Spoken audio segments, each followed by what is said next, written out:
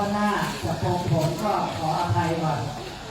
ขอสุมาเพื่อร่วมบุญช่วยขอโปรงผมกับสุมาลีเวลาถูกพร้อมคณะนะครับทุกหน้ามีใบบัวถ้าไม่สะดวกก็ติดแล้ววางแต่ก็จะเสียราคา69 คูณ 2ก็ที่ตัดไว้นี้ขอให้เป็นการตัดความวุ่นวายแห่งทางโลกเข้าสู่ทางอนุโมทนาบุญให้เจริญรุ่งเรืองในพระธรรมวินัยนะครับ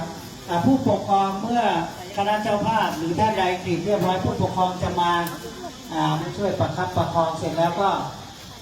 พระอาจารย์ท่านจะมาโกนผมท่านก็แล้วก็ไปที่ตัวไม่เรียบร้อยไม่ต้องห่วงนะครับหมดกังวลและพระอาจารย์ตำรวจท่านทราบอยู่ท่านมาด้วยพระอาจารย์ผู้ใหญ่ของเราไว้ในผ้าเหลืองเนี่ยโอกาสที่จะไป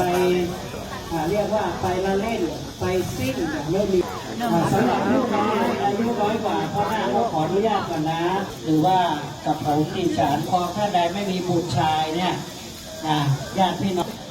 บุรุษเพศเป็นอุตตมเพศที่จะเข้าสู่ร่มกาสาวพัฒน์เป็นพุทธอนุชาที่ต้องสร้างบุญหลายอสงไขยเพราะเป็นอุดมเพศในสตรีบุรุษ111 ข้อถ้าจะไม่ผิดลูกเอง10 ข้อที่จะเข้าบวชศีลจารี8 ข้อพวกนี้มีน้องๆสุภาพสตรีศีลจารีด้วยโกนผมญาติที่ระบุเข้าตาตอมแล้วโกนผมเสร็จข้อหน้าแยกย้ายไปอาบน้ำแล้วอาจารย์ท่านจะให้กระชับเวลาไม่ได้รอถ่ายรูปหมู่ในวันพรุ่งนี้หน้าบ้านโครงการญาติผู้ปกครองมาช่วงเช้าทานถ่ายรูปหมู่เพื่อจะได้เข้าเกณฑ์ภาพกันด้วยท่านใดที่ต้องการเป็นเจ้าภาพเป็นที่ระลึกในบ้านในเรือนของเราเอาไว้ที่บ้านที่พักวันนี้เป็นต้นก็แล้วแต่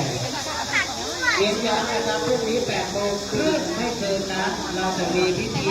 ก็มาบริจาคออกโรงทานมา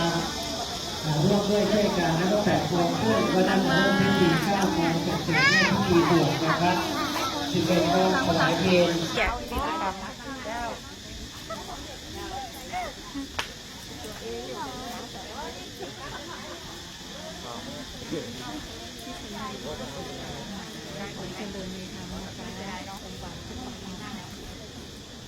เดินหน้าออกไปโกนหัวแล้วนะครับน่าจะไป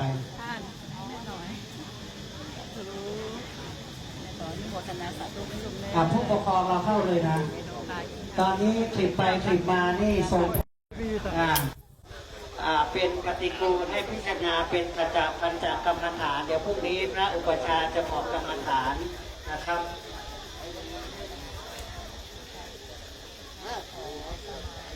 ท่านใดจะมาออกโรงทานรับเป็นเจ้าภาพในแต่ละมื้อนะจนสิ้นสุดโครงการแจ้งที่ความจำนงที่สำนักงานแม่ชีได้นะครับหรือสำนักงานสงฆ์ก็คือตรงประตูทางเข้าวัดท่านจะได้มาทีนี้คุณต้องตั้งใจนะครับ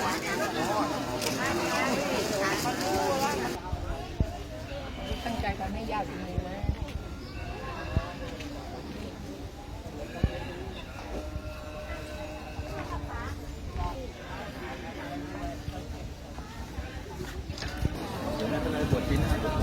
จะซื้อแบตเตอรี่